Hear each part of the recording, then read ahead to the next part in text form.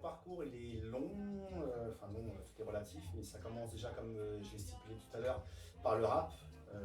Gros background rap, hip-hop, je me suis beaucoup buté à ça dans les années 90. Et donc ce qui est fait que j'ai commencé dans le rap parce que j'écrivais comme ça de droite à gauche des trucs, des petites brides dans les années 90, les années collège et les lycées.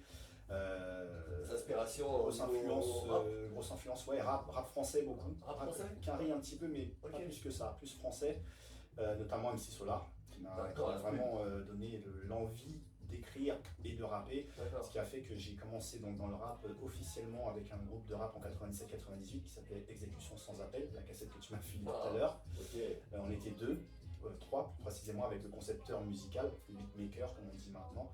Et voilà, donc c'est des gars que j'ai connectés qui étaient dans le 13e. Moi je suis venu à la fac à Paris de mon 77, de ma campagne. Et je suis revenu ouais, même un peu plus loin, il y avait tous mes gars du 77 qui laissent. Et donc voilà, quand je suis arrivé sur Paris à la fac, j'ai essayé de connecter du moins avec des gens qui avaient déjà une structure, parce que je me voyais difficilement faire quelque chose tout seul au niveau rap.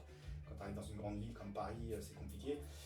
Donc voilà, pour la petite anecdote, c'était une annonce, un truc tout bête. Aujourd'hui, on va sur Facebook, on va sur machin. Avant, il n'y avait pas tout ça en 97-98. Donc c'était une petite annonce qu'il y avait dans un magasin de disques très réputé de l'époque de Châtelet, où j'ai répondu à cette annonce. Et en fait, quelqu'un qui cherchait à former un groupe de rap. J'ai répondu à cette annonce, on s'est check par téléphone. Les trucs se faisaient très simplement. Hein. Et puis voilà, on s'est check à Châtelet, rendez-vous devant la fontaine et tout machin. À l'époque, pour ceux qui savent. Et puis voilà, je lui dis que j'écrivais depuis quelques années. Et lui, il écrivait, il cherchait un binôme pour le rap. Et puis voilà, on a commencé comme ça. Et ça s'appelait Exécution sans appel, ESA.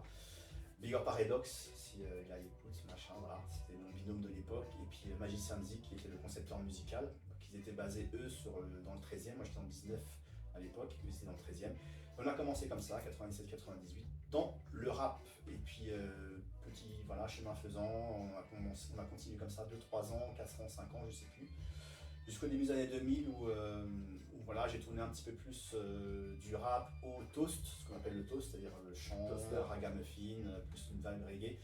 Parce que au-delà de faire ce rap, de rapper, d'être dans le milieu vraiment hip-hop français, j'ai commencé déjà à arpenter les sound systems.